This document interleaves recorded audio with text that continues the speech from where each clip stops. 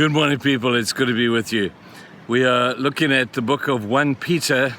That's an incredible book written by the friend of Jesus.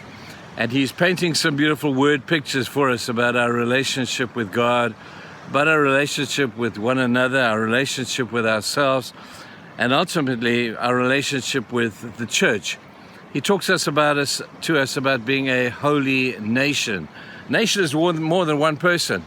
A nation is a group of people who all have the same ideals, same objectives, and the same king. And he uses that as a stunning illustration of what it means to be a believer and a follower of Christ. But then the last of his word pictures today is found in verse 9. They're all found in verse 9, but this is the last one. He says that we are a people who belong to God.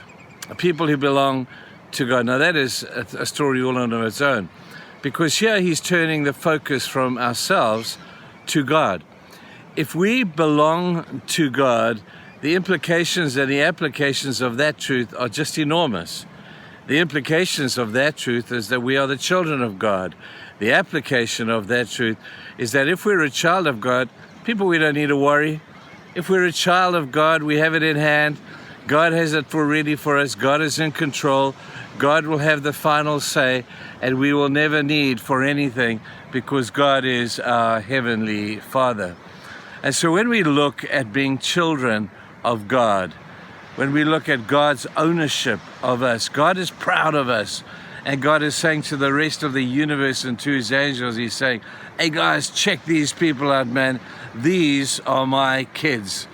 You know how when you're a father or you're a mother or you're a parent of any way, you look at your kids, and I was having a discussion with my son-in-law recently, and he said to me, so Trevor, I need to ask you something.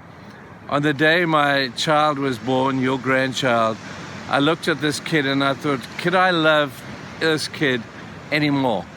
If I had another child, could I love this child as much as I love this child? Because I love this kid so much, I can't believe that I could love anybody any more than this.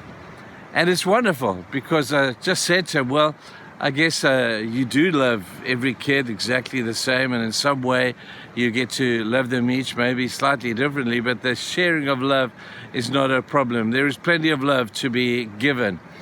But I thought about that today in the context of God looking at his kids and saying, man, those are my kids. I love them all unbelievably because that is who I am. The promises that I have made to my kids are promises I can't wait to fulfill. I can't wait to fulfill the promise to protect them, to provide for them, to give them all that they need for life.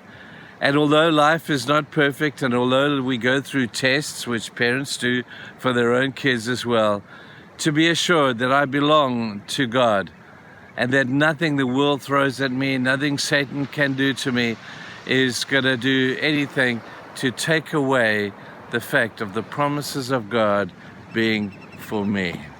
I'm his kid. Don't mess with me, Satan, because I am a child of God and I belong to him. That's a stunning thought.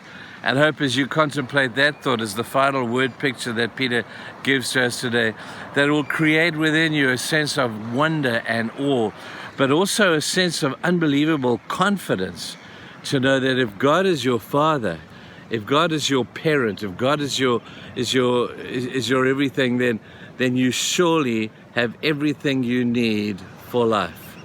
So today, go out there with great confidence, knowing that he is your father, to know that he is your heavenly Father, that he's providing for you 100 times, 1,000 times better than any earthly father could possibly do, no matter how good their intentions may be. That's a great Father. And you know what, people? We belong to him. So don't mess with us. We have a great Father. Have a great day, you people. Bye now.